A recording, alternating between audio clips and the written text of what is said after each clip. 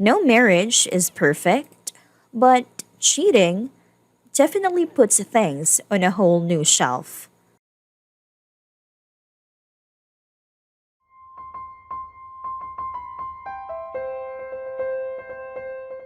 My husband and I, 23 years married, 3 kids, not perfect marriage, but our statistic. We've been through a lot: 7 failed pregnancy, 2 stillborns, boy and girl. Now, 2021, we are going through the roughest part of our marriage. He cheated on me in 2019, and I found out 6 months ago. And most blame the other women and want to catfight. Not me, I am a woman, not a teenager. I actually talked to this ex mistress yesterday. I spoke to her on the phone and it cleared a lot of things, but that both of us were not aware of what was really going on during this time. He chose to have an affair with a very much younger than him married woman and co-worker. Again, I don't blame the women in the affair. I blame the cheating spouse. In my case, I blame my husband. I'm not married to her. I'm married to him. It is his responsibility to be faithful in his own marriage. I can't control the other woman or how to chooses to live her life, but I can control my own marriage, and it's his duty to not allow himself to be put in a position to cheat or tempted to cheat. I have forgave him, but the trust is completely gone, and the whole affair is permanently stained in my brain, and I have lost a lot of respect and compassion for him and his feelings. I used to admire him and trust him fully with no doubt. I now question everything about loyalty and marriage. I will never remarry. I don't wish him or his ex mistress harm.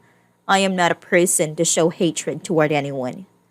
I just don't want to surround myself in a toxic marriage or a relationship that I feel like I have to treat a grown man like a small child.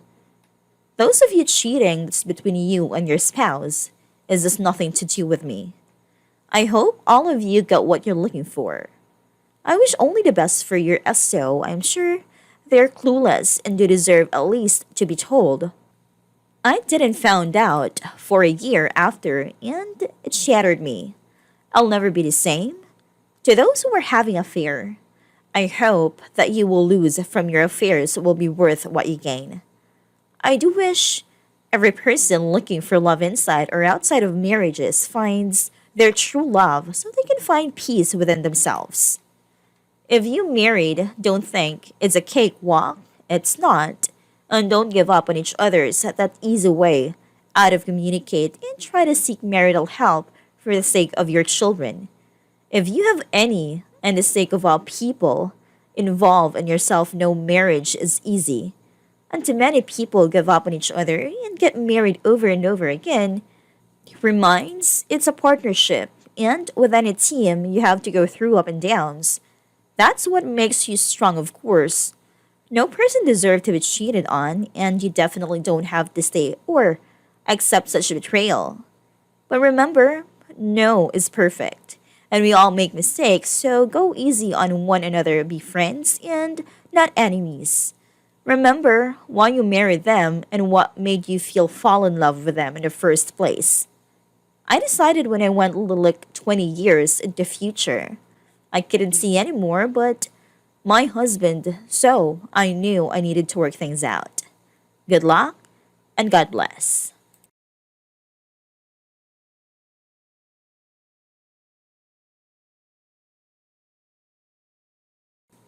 I, female 29, cheated on my husband, male 32. I got pregnant and had miscarriage. I cheated again, and we hit each other. I used Reddit too.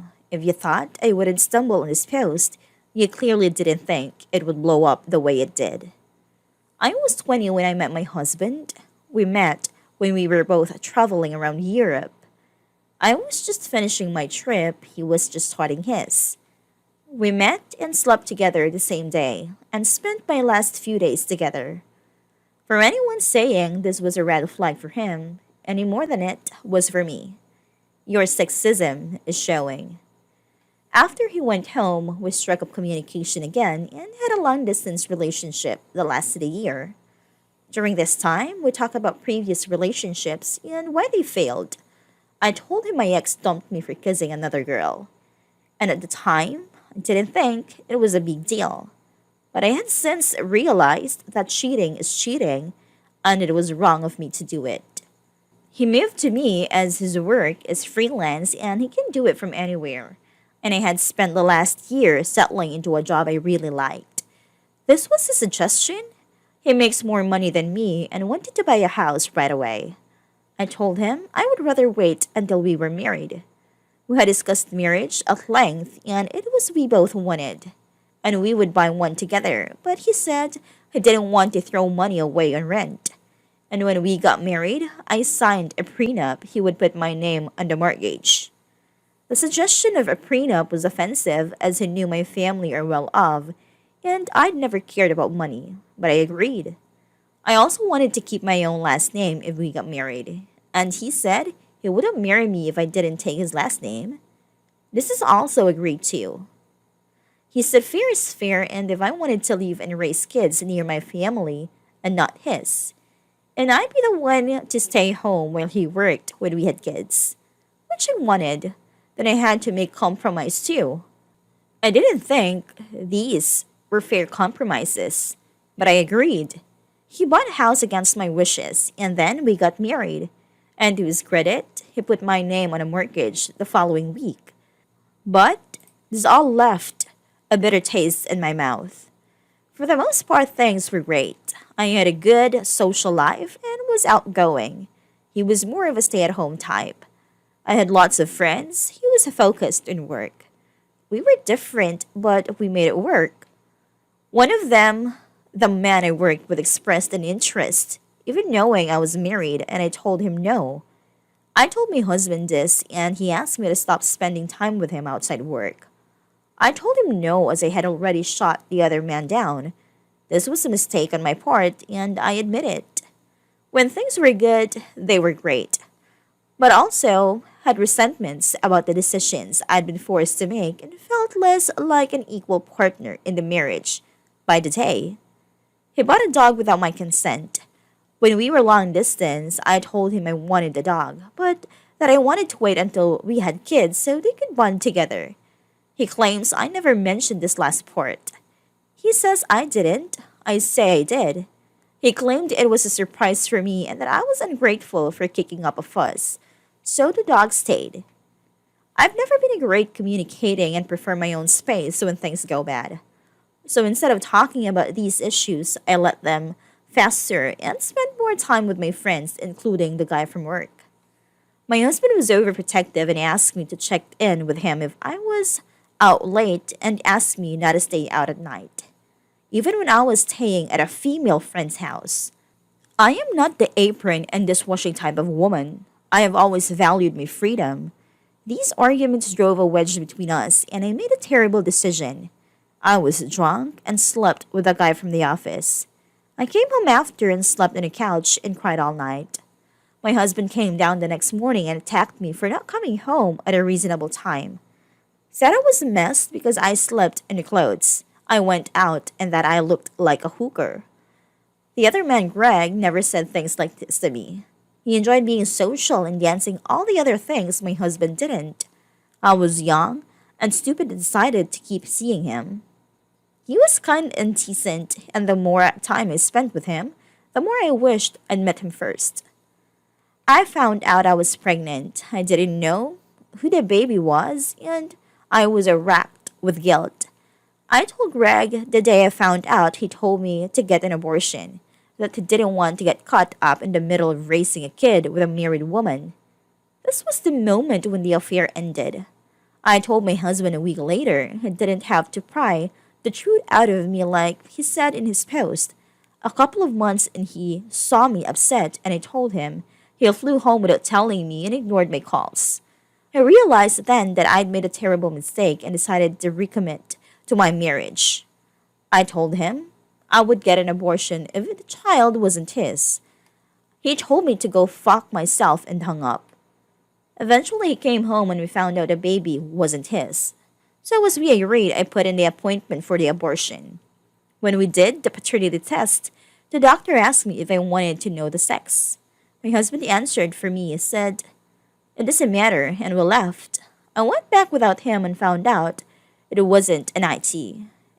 It was a she, my daughter. Over the course of the week, I had thoughts of being a mother. I had always wanted to raise kids, and in my fantasies during this week, I didn't think about the other man. This was my husband's baby. I pictured three of us together as a family. It wasn't ideal, but there was no good reason I could think of what we couldn't make the best of a bad situation. I planned to tell him who the father really was.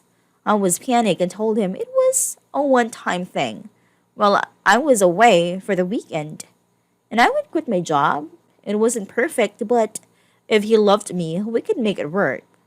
Life throws tests at us, and when I took my marriage vows, I realized this and hope he would too. The day of the appointment, I begged him not to make me choose.